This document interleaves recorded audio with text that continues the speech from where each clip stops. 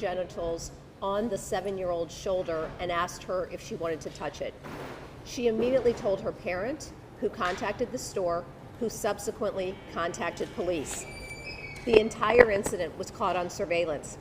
A further review of the surveillance showed that Mr. Pasick was actually in the Walmart store in Kirkwood for over 2 hours, where he displayed similar contact with at least 3 other children.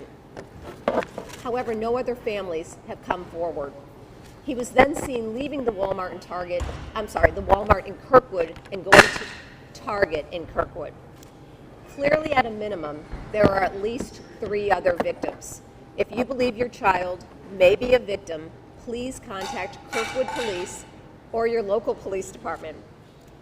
I'd like to commend the quick response of the Walmart store, the excellent police work of the Kirkwood Police Department, as well as the bravery of the 7-year-old child who disclosed immediately.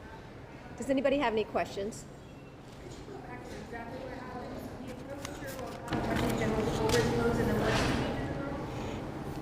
Mr. Pasick, this was all caught on surveillance. He approached a 7-year-old child in an aisle at the Walmart store in Kirkwood. While he was stroking his genitals under his clothing, he approached her. He then rubbed his covered genitals on her shoulder and asked her if she wanted to grab it. She immediately ran and told her parent what happened. They contacted the store, and Walmart subsequently contacted the Kirkwood Police Department, who responded immediately. Obviously, an additional concern we have is that surveillance showed there were at least 3 other incidents that happened in the Walmart store on March 1st during this time period. However, no other families have come forward. So we are urging people, if you think your child may be a victim in this Walmart in Kirkwood or in the Target in Kirkwood or really anywhere else, to please contact your local police department. Are you worried that this has happened on other days and other locations? Of course, we're absolutely worried about that. Right now, the evidence we have is obviously of the Walmart in Kirkwood, and that's where the surveillance shows that there are other children.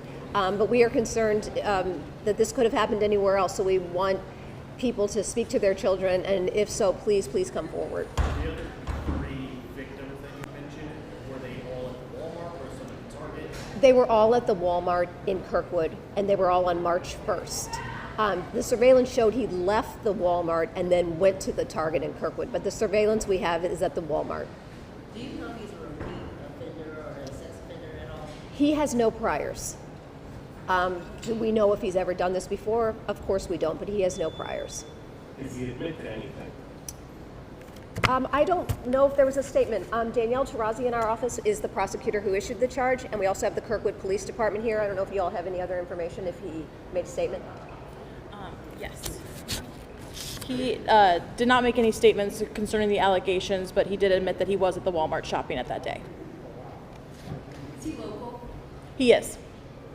Is there a booking photo that you guys can provide to assist other people to come forward? We could do that. We could provide a booking photo to all of you, yes. And just as far as any priors whatsoever, does he have any sort of record? We did not locate any record at all. All of those incidents were connected to him at the Walmart Sunday. At the Walmart Sunday, the surveillance shows that it was him displaying similar conduct with 3 other children, yes. When you say similar conduct, can you elaborate? Was he touching these children? Was he just touching himself near them? I don't know in detail, but I know it was very similar of him grabbing himself under his clothing and approaching these children and rubbing up against them. I don't know any more in detail if there were any differences. Can you provide a time frame for certain parents who may have been in that store? Do we have a time frame?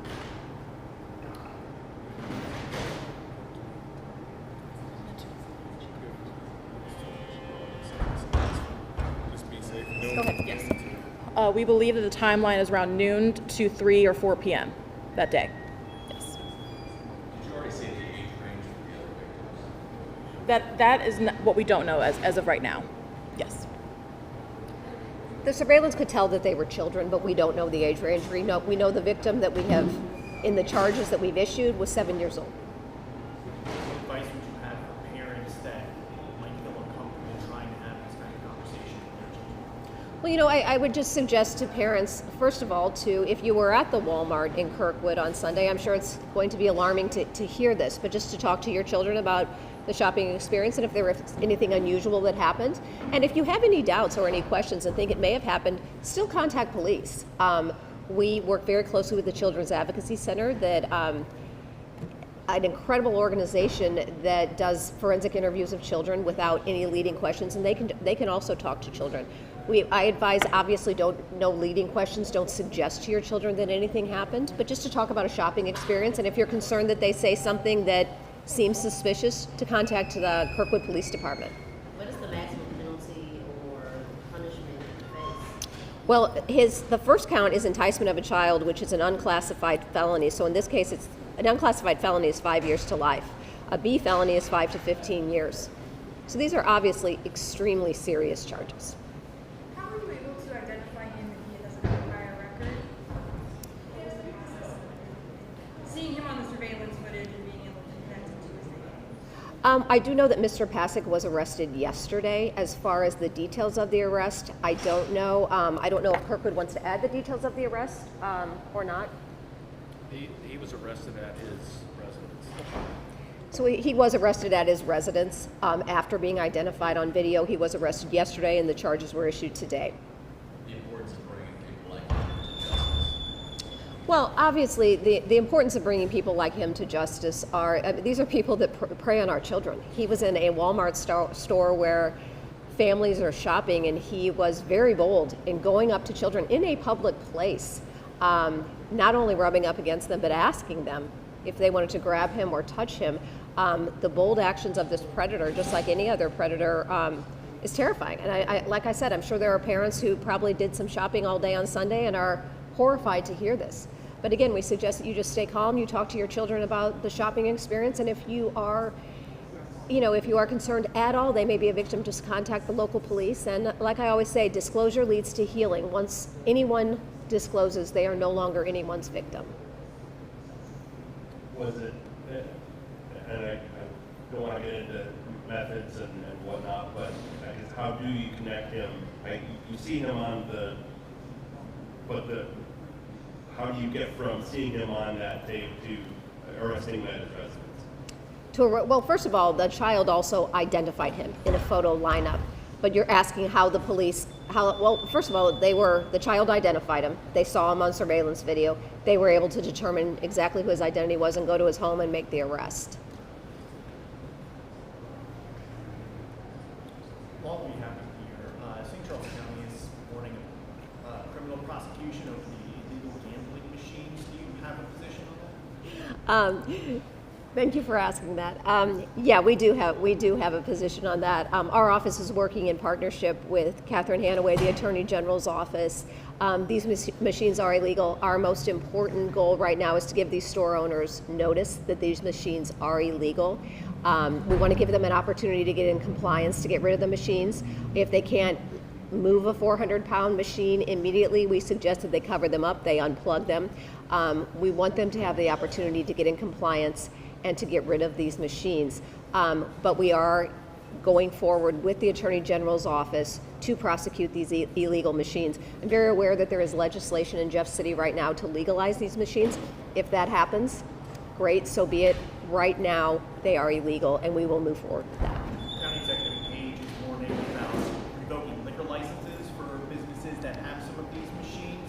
Is he overstepping? Should he just let your office handle this? I heard that he's doing that as well, and I'm not going to comment on any of his actions.